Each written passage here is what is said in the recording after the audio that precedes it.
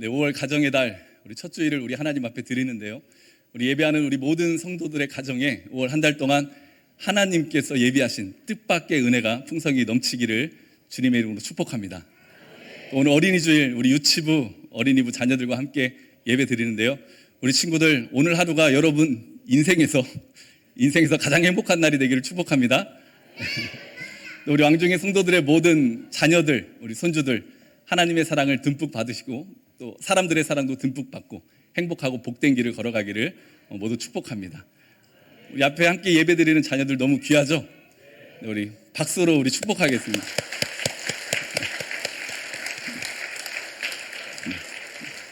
너무나 소중한 우리 자녀들입니다. 특별히 성경을 보면요, 하나님께서 한 세대에 하나님의 역사를 일으키기 위해서 한 사람을 택하시는 것을 볼 수 있어요. 그런데 그 일을 행하실 때 가장 첫 번째 행하시는 일이 한 집에 아기가 태어나게 하십니다. 모세 때가 그랬죠. 어지러운 시대, 위로가 필요한 시대, 나라와 민족의 도움이 필요한 시대, 하나님께서 그 나라와 민족의 하나님의 역사를 펼치기 위해서 어느 한 가정에 아이를 태어나게 하셨습니다. 그 아이로 그 나라와 민족을 살리는 것이죠. 우리 자녀들, 우리 가정을 살리고 교회를 살리고 우리 나라와 민족을 살리는 하나님의 축복의 도구인 줄 믿으시기를 바랍니다. 그래서 우리가 그 자녀들을 믿음으로 기도하고 그들을 믿음으로 잘 길러내는 것이 우리들의 책임이에요.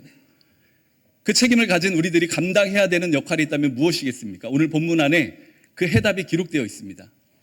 오늘 본문은 모세가 태어나던 시기입니다. 당시에 이스라엘 백성들은 정말 지옥 같은 시간을 보내고 있었어요. 요셉 이후에 요셉을 알지 못하는 애굽의 왕이 일어서서 애굽을 다스렸습니다. 그런데 그 애굽의 왕은 이스라엘 백성들이 자꾸 신경이 쓰이는 거예요. 왜냐하면 요셉의 시대 70명으로 시작했던 이스라엘 백성들이 200만이나 되는 거대 민족으로 번성했기 때문입니다. 노동력으로 노예로 부리기는 좋은데 이런 불편함이 있는 거죠. 이들이 혹시라도 반역을 일으키면 어떡할까? 다른 나라와 손잡고 우리나라를 혼란스럽게 하면 어떡할까? 그런 부담이 생기는 겁니다. 그래서 한 가지 법을 만드는데요. 이 산하 제한법이라는 끔찍한 법을 만들어요. 이스라엘 백성들 사이에 아기가 태어났을 때 남자아이면 나일강에 던지고 딸아이면 살려두는 그런 끔찍한 법을 만드는 것이죠. 그런데 모세의 부모는 모세가 태어날 때 어떻게 했습니까? 23절의 말씀입니다. 믿음으로 모세가 낳았을 때에 그 부모가 아름다운 아이임을 보고 석 달 동안 숨겨 왕의 명령을 무서워하지 아니하였으며. 아기가 태어났을 때 남자였는데요, 그 산하제한법 법을 무시하고 아기를 살려주었어요. 출애굽기 2장 2절에서는 같은 장면을 이렇게 말씀하십니다. 그 여자가 임신하여 아들을 낳으니 그가 잘생긴 것을 보고 석 달 동안 그를 숨겼소나. 아들을 낳으니 잘생겨서 숨겨주었습니다. 근데 우리의 눈길을 이끄는 말씀이 있죠. 아이를 숨긴 이유가 무엇이라고요? 아기가 아름다워서, 아기가 잘생겨서. 좀 이상하지 않습니까? 아기가 잘생겨서 살려주었다, 숨겨주었다. 그럼 아기가 못생겼다면 나일강에 던졌다는 말일까요? 세상에 어떤 부모가 자녀가 태어났는데 예쁘면 살려주고 못생기면 그 무시무시한 법을 지키는 부모가 누가 있겠습니까? 또 이제 막 태어난 아기가 잘생기면 얼마나 잘생겼겠어요? 아기가 막 태어나면 물론 감사하고 신비롭고 경이롭고 그런 마음은 있지만 이제 막 태어난 아기는 쭈글쭈글하고 그렇잖아요. 저도 애를 둘을 낳아봤지만 제가 낳은 건 아니지만 아기가 태어났을 때 너무 감사하고 경이롭고 신비롭지만 와 잘생겼다, 와 아름답다, 그건 아니었던 것 같아요.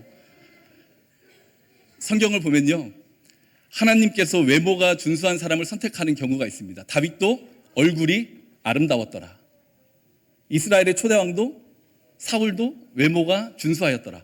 그렇다면 하나님은 외모를 보고 사람을 택하시는 분이신가? 아니죠. 우리 하나님은 외모가 아니라 중심을 보시는 하나님이신 줄 믿으시길 바랍니다.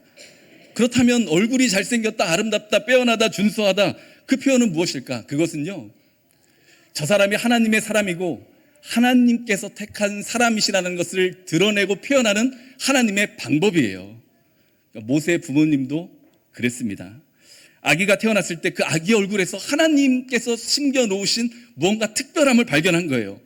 그렇게 설명할 수 있는 이유가 있습니다. 그 여자가 임신하여 아들을 낳으리니 그가 잘생긴 것을 보고. 자, 여기서 잘생겼다 이 말씀은 히브리어로 토브라는 단어인데요, 이 단어가 처음 쓰인 곳이 있어요. 창세기 1장입니다. 하나님께서 이 세상을 창조하시고 그 피조물들을 창조하시고 그 피조물들을 보았을 때 보시기에 좋았더라. 그 말씀이 토부예요. 그러니까 이 모세의 어머니는 그 아기 모세를 보고 그 아기 얼굴 속에서 하나님이 신겨놓은 특별함, 하나님의 창조, 하나님의 섭리, 하나님의 계획을 보게 된 것입니다. 이것이 우리가 자녀들에게 가져야 될 믿음의 역할이에요. 우리 자녀들의 얼굴 속에서 우리 하나님이 심겨놓으신 그 특별함을 발견할 수 있기를 소망합니다. 오늘 본문 23절, 믿음으로 모세가 낳았을 때 그 부모가 아름다운 아이임을 보고 그 특별함을 발견하게 되면요, 세상적인 기준, 세상적인 욕망, 세상적인 가치, 가장 최악인 경우 나의 꿈과 욕망을 이루어주는 도구로 아기를 바라보는 것이 아니라 하나님의 선물로 그 아이를 보게 될 수 있는 것이죠.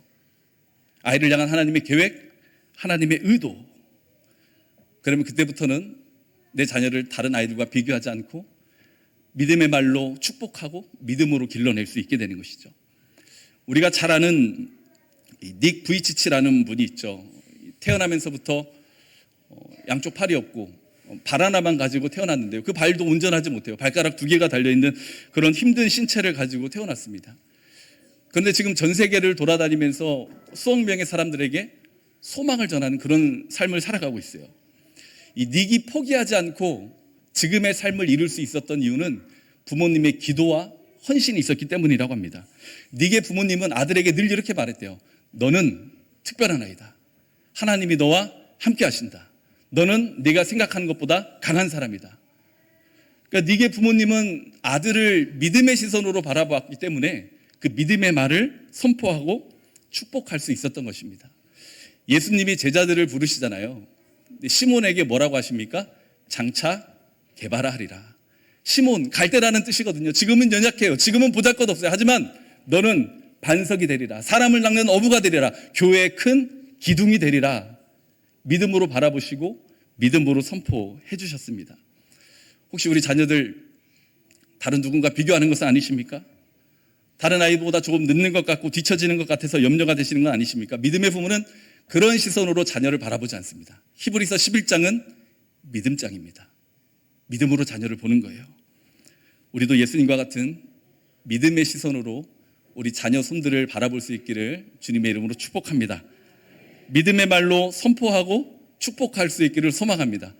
자녀가 하나님의 계획과 하나님의 섭리 속에서 그 특별함을 가지고 태어난 하나님의 사람이라는 것을 안다면 자녀에게 소박한 꿈을 말하지 마십시오. 그것은 겸손이 아닙니다. 모세처럼 한 시대를 위해 위대하게 쓰임받는 사람이 되게 해달라고 기도하십시오. 저는 신방에 갈 때마다 기도합니다. 우리 사랑하는 왕중의 성도님들의 자녀와 손주들이 최고의 교육과정을 받게 하시고 영어에 탁월하게 하시고 세계 선진국 언어에 뛰어나게 하셔서 우리나라뿐만이 아니라 세계 열방에 나가서 쓰임받게 해달라고, 하나님의 이름을 높이게 해달라고 그렇게 기도합니다. 믿음으로 선포하십시오. 자녀들을 위해서 입을 크게 벌리십시오. 우리 하나님께서 놀랍도록 축복해 주실 것입니다. 그렇게 모세의 어머니는 아기를 숨겼어요. 그런데 석 달이 지나고 아이가 어느 정도 크게 되자 숨길 수가 없게 됩니다. 그래서 어떻게 합니까? 이 아기를 갈대 상자에 담아서 나일강의 갈대 사이에 두는 거예요. 출애굽기 2장 3절의 말씀입니다. 더 숨길 수가 없게 되매 그를 위하여 갈대 상자를 가져다가 엽청과 나무질을 칠하고 아기를 거기 담아 나일강과 갈대 사이에 두고 나일강의 갈대 사이에 두었습니다. 이 애굽 사람들에게 나일강은 신성한 곳이었어요. 그런데 여러 학자들의 주석을 보면 그 나일강에 왕가의 사람들만 출입하는 그런 공간이 있었다고 합니다. 그러니까 모세의 어머니는 그곳을 알았던 거예요. 내 자녀를 어디다 두어야 발견되어지고 내 자녀를 어디다 두어야 살아날 수 있다는 것을 알고 지혜로운 선택을 했던 것입니다.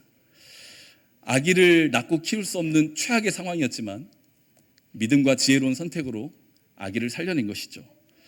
요즘 아기 낳고 키우기 힘든 시대라고 합니다. 우리나라 출산율은 전 세계가 걱정하는 수준이죠. 이런 시대의 믿음의 부모들은 우리 자녀를 어디에 두어야 되겠습니까? 어디에 두려고 노력해야 되겠습니까? 주님의 은혜가 있고 말씀이 있고 주님의 사랑이 있는 바로 이곳에 우리 자녀들을 두어야 되는 줄 믿습니다. 그것이 우리들의 역할이에요. 크리스천 가정에서 태어났다고 해서 믿음이 자연적으로 생기는 것이 아닙니다. 아이들의 믿음이 성장할 수 있는 곳으로 우리 자녀들을 데려와야 돼요. 말씀이 있고 찬양이 있고 기도가 있는 곳에 우리 아이들을 두어야 됩니다. 그래야 우리 아이들이 살아납니다. 성품이 살아납니다. 꿈과 비전이 살아납니다. 믿음이 살아납니다. 이것이 우리들의 역할이죠. 자, 그리고 또 한 가지 우리가 주목해야 될 점이 있습니다. 요게벳은 그 아기를 갈대 상자에 두었는데요. 이 갈대 상자라는 이 단어가 테바라는 단어인데요. 유일하게 창세기와 출애굽기에서 쓰이는 단어입니다. 창세기에서는 노아의 방주할 때 테바였고, 출애굽기에서는 모세의 갈대 상자 할 때 테바였어요. 그러니까 모세의 어머니는 그 결정적인 순간에 그 창조주 되시고 구원자 되신 하나님 앞에 자녀를 맡겨드린 겁니다. 우리 부모님들 자녀들을 위해서 정말 많이 헌신하시죠? 우리 할아버지 할머니가 되어서도 손주들 봐주시느라 힘 많이 드시죠? 그렇게 열심으로 우리 자녀들을 길러내야 됩니다. 그런데요, 결정적인 순간이 되면 하나님 앞에 맡겨드릴 수 있는 믿음이 우리에게 있어야 돼요. 우리 자녀를 영원까지 키워주시는 분은 우리 하나님이십니다. 우리 자녀와 영원토록 동행해 주시는 분은 우리 하나님이십니다. 우리 자녀의 미래를 책임져 주시는 분은 우리 하나님이세요. 그러니까 믿음의 부모는 사랑하는 자녀를 위해서 수고하고 헌신하고 기도하고 열정적으로 길러내야 되지만 결정적인 순간에 우리 자녀를 하나님 앞에 맡겨드릴 수 있어야 돼요. 하나님이 그 자녀를 축복하십니다. 너의 행사를 여호와께 맡기라. 그리하면 네가 경영하는 것이 이루어지리라. 모세 어머니는 그렇게 맡겼어요. 하나님께 맡겼어요. 그 결과 모세가 어떻게 되었습니까? 겉사람은 애굽의 왕자로서 최고의 교육을 받았고요. 속사람은 어머니가 유모가 되고 하나님이 부르심을 받아 최고의 신앙 교육을 받았습니다. 하나님 앞에 맡겨드렸더니 그 이유는 하나님께서 책임져 주셨어요.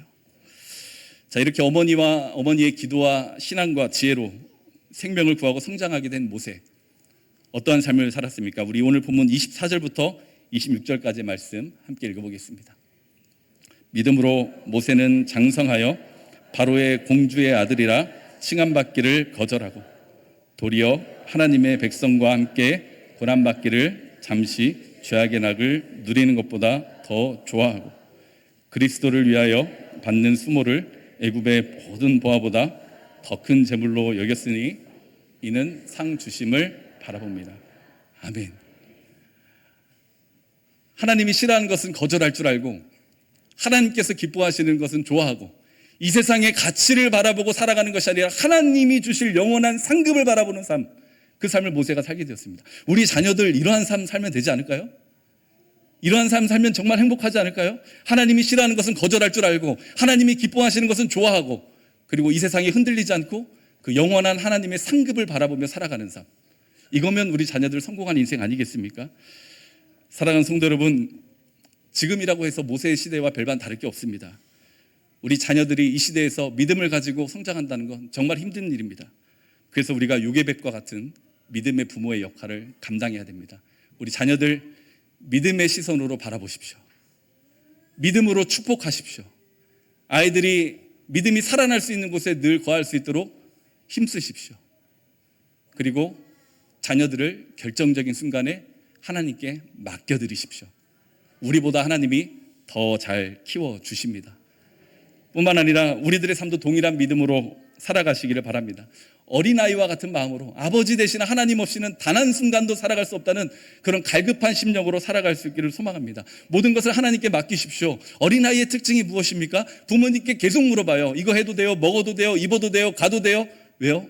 부모님이 인정이 되거든요. 엄마는 원더우먼이고 아빠는 슈퍼맨이고 그리고 모든 걸 물어봐요. 근데 사춘기가 되면 어떻게 됩니까? 안 물어봐요. 엄마가 뭘 한다고, 아빠는 아무것도 모르면서 부모님이 인정이 되지 않아요. 우리 모두가 영적인 사춘기에 빠지지 말고 어린아이와 같은 갈급한 심령으로 하나님께 맡기고 물어보고 믿음으로 승리할 수 있기를 소망합니다. 우리 마지막으로 우리 유치부 어린이부 친구들 또 우리 모두가 화면을 보고 오늘 말씀을 유혹한 세 문장을 함께 읽고 말씀을 마치겠습니다. 하나님께서 싫어하시는 것은 거절합니다. 하나님께서 기뻐하시는 것은 좋아합니다. 하나님께서 주시는 상을 바라봅니다. 아멘. 우리 모두가 이러한 믿음으로 성장하고 또 이러한 믿음의 길을 걸어가는 우리 자녀들과 우리 모두가 되어서 하나님의 사랑과 은혜로 늘 승리하는 그런 우리들의 삶이 될 수 있기를 주님의 이름으로 축원합니다.